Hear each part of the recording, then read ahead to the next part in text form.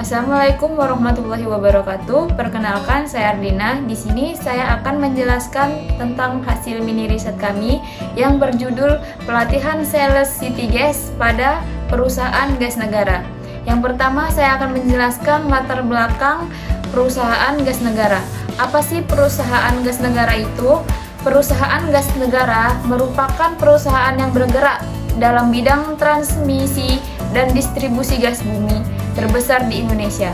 Perusahaan ini memulai sejarahnya pada tahun 1863 dengan nama NV Nederlands Indisch Gamach PG atau bisa disebut NIGM. Pada tahun 1879, NIGM memulai mengoperasikan pabrik gas berbasis kokas di Jakarta dan di Surabaya. Pada tahun 1950, setelah bereksploitasi ke bisnis pembangkitan listrik, NIGM mengubah namanya menjadi NV Overseas Gas and Electric Medhbg atau bisa disebut OGIM. Pada tahun 1959, pemerintah Indonesia nasionalisasi aset-aset pembangkit listrik dan produksi gas yang ada di Indonesia, termasuk milik OGIM. Pada tahun 1961, pemerintah pun membentuk pada Badan Pimpinan Umum Perusahaan Listrik Negara untuk mengelola aset-aset tersebut. Pada tahun 1965, bisnis produksi gas dari PBU PLN dipisah menjadi sebuah perusahaan negara atau disebut dengan PN. Dengan nama PN, Perusahaan Gas Negara, pada tahun 1974, perusahaan ini beralih menyalurkan gas alam, tidak lagi menyalurkan gas berbasis kokas. Pada tahun 1984, status perusahaan ini diubah menjadi perusahaan umum atau Perum. Pada tahun 1994, status perusahaan ini kembali diubah menjadi Persero. Pada tahun 1998, perusahaan ini berhasil menyelesaikan pembangunan pipa transmisi gas alam ruas Gresik sampai ke Duri. Pada tahun 2002, perusahaan ini mendirikan PT Transportasi Gas Indonesia atau bisa disebut Transgasindo untuk mengoperasikan pipa transmisi tersebut. Perkenalkan, nama saya Yulia Syafitri. Saya akan menjelaskan tentang kondisi. Yang pertama, kegiatan Sales City Gas sebelumnya dipahami secara mendalam oleh karyawan, maka perlu dilakukan pelatihan mengenai Sales City Gas. Pelatihan yang dilaksanakan adalah pelatihan periodik untuk memahami bagaimana sistem Sales City Gas tersebut. Yang kedua, perusahaan memberikan biaya yang cukup untuk melaksanakan pelatihan sehingga pelatihan terlaksana dan menambah pengetahuan keterampilan yang baik untuk dipraktekkan di lapangan. Yang ketiga, tidak ada penilaian keberhasilan secara formal sehingga tidak ada dokumen atau catatan yang bisa dipertanggungjawabkan atas penilaian hasil pelatihan yang telah dilakukan. Yang keempat, perusahaan telah melaksanakan pelatihan periodik yang berkaitan dengan apa yang dibutuhkan karyawan. Yang kelima, dari hasil kuesioner yang telah disebarkan kepada karyawan yang telah mengikuti pelatihan pada tahun 2021 diperoleh temuan sebagai berikut. Sebesar 90% dari peserta menjawab bahwa materi pelatihan sesuai dengan kebutuhan untuk meningkatkan keterampilan karyawan. B. Sebesar 12,5% peserta menjawab tidak meningkatnya keterampilan karyawan setelah melakukan pelatihan. Yang C. Sebesar 66,7% dari peserta menjawab bahwa mentor menjelaskan materi dengan terburu-buru sehingga peserta susah untuk memahami isi dari pelatihan.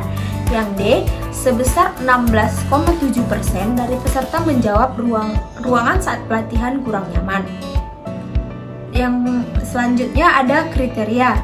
Yang pertama, tujuan pelatihan dan pengembangan karyawan harus dirumuskan dengan jelas dan disosialisasikan ke seluruh karyawan.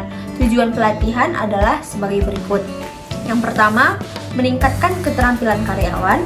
Yang kedua, meningkatkan komunikasi dengan pelanggan. Yang ketiga, meningkatkan kemampuan untuk menawarkan produk ke pelanggan. Yang keempat, memperluas wawasan karyawan. dan melatih karyawan dalam bidang sales. Tujuan yang kedua, pelatihan pengembangan karyawan telah tersusun secara periodik dengan biaya yang memadai.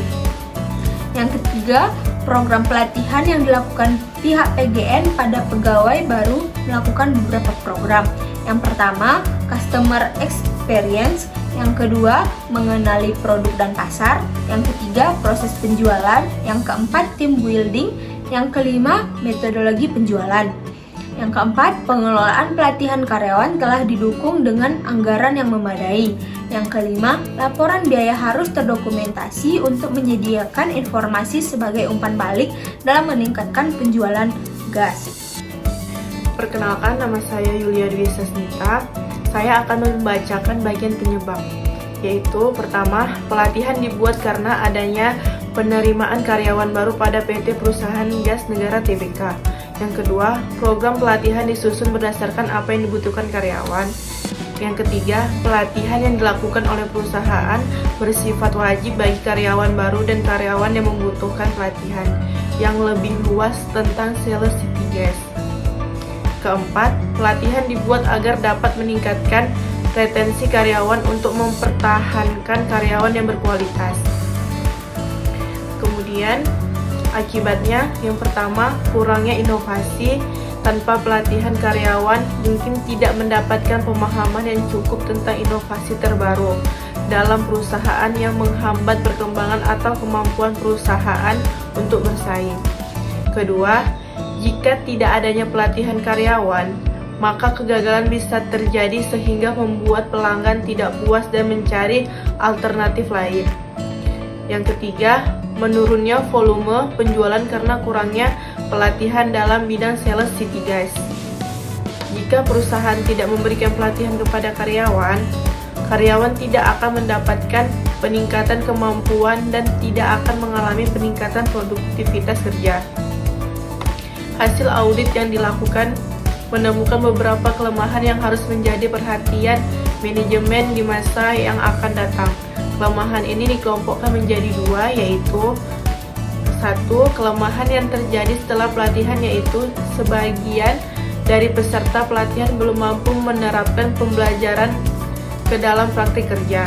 Kedua, kelemahan lingkungan atau ruangan pelatihan yang kurang nyaman bagi karyawan dapat mempengaruhi kualitas dan jenis pelatihan.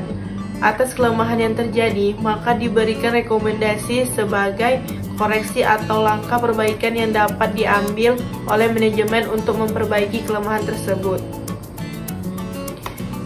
Kemudian rekomendasi. Pertama, perusahaan harus memberikan pelatihan yang khusus bagi karyawan yang belum mampu menerapkan pembelajaran ke dalam praktik kerja.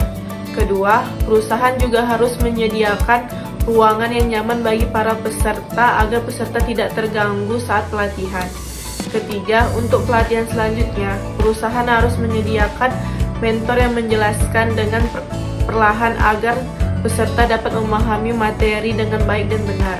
Keempat, perusahaan harus membuat penilaian keberhasilan atas program pelatihan karyawan sebagai evaluasi bagi perusahaan. Sekian penjelasan dari mini riset kami.